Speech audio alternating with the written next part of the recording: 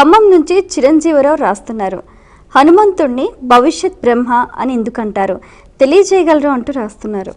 రామచంద్రుడు హనుమంతుడి సేవలకు ఎంతో మెచ్చుకున్నాడు. హనుమంతుడు సీతాదేవి కోసం చాలా కష్టపడ్డాడు.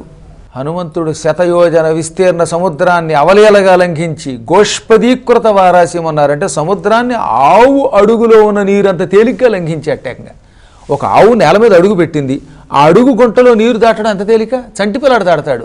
అంత తేలికగా శతయోజన విస్తీర్ణమైన సముద్రాన్ని లంఘించి లంకానగరానికి వెళ్ళి ఎన్నో కష్టాలని అవలేలగా ఎదుర్కొని దుఃఖం వస్తే ఆత్మహత్య చేసుకుందామని కూడా మళ్ళీ నిలదొక్కుని మొత్తం మీద సీతామాతని చూచి రామముద్రికనిచ్చి ఆవిడ దగ్గర ఉన్నటువంటి చూడామణి పట్టుకొచ్చి రాముడికిచ్చి సీతారాముల యొక్క దాంపత్యాన్ని మళ్ళీ నిలబెట్టిన మహానుభావుడు. అటువంటి ప్రతిభాశాలిని పరమదాసుణ్ణి ఆ భక్తుణ్ణి మెచ్చుకుని రాముడు సీతాదేవి ప్రార్థన మీద నువ్వు భవిష్యత్తులో బ్రహ్మ అవుతా ఉన్నాడు. ఇప్పుడున్న బ్రహ్మగారికి ఇంకా 49 ఏళ్ళు ఆయువు ఉన్నది. ఈ 49 ఏళ్ళ ఆయువు బ్రహ్మగారికి వెళ్ళిపోయాక అప్పుడు ఈ హనుమంతుడు 9వ బ్రహ్మ అవుతాడు. ఇప్పుడున్న ఆయన 8వ బ్రహ్మగారు. ఈయనకి 51వ సంవత్సరం ఇప్పుడు ప్రస్తుతం 51వ సంవత్సరం నడుస్తోంది. ఆ తర్వాత ఇంకా 49 ఏళ్ళు బతుకుతాడు ఆయన. ఆ తర్వాత ఆయన వైకుంఠంలో విష్ణువులో కలిసిపోతాడు. ఈయన భవిష్యత్తులో బ్రహ్మ అవుతాడు.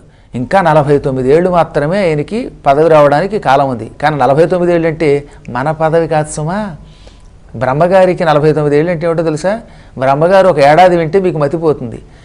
మనకి కలియుగం 4,32,000 సంవత్సరాలు, దాన్ని 2తో గుణిస్తే 8,64,000 సంవత్సరాలు ద్వాపరయుగం. కలియుగాన్ని 3తో గుణిస్తే 12,96,000 సంవత్సరాలు త్రేతాయుగం. కలియుగాన్ని 4తో గుణిస్తే 17,28,000 సంవత్సరాలు కృతయుగం. మొత్తం ఈ 4 యుగాలు కలిపితే 43,20,000 సంవత్సరాలు ఒక చతుర్యుగం, 4 యుగాల కాలం. ఇటువంటివి 1000 గడిస్తే బ్రహ్మకు ఒక పగలు.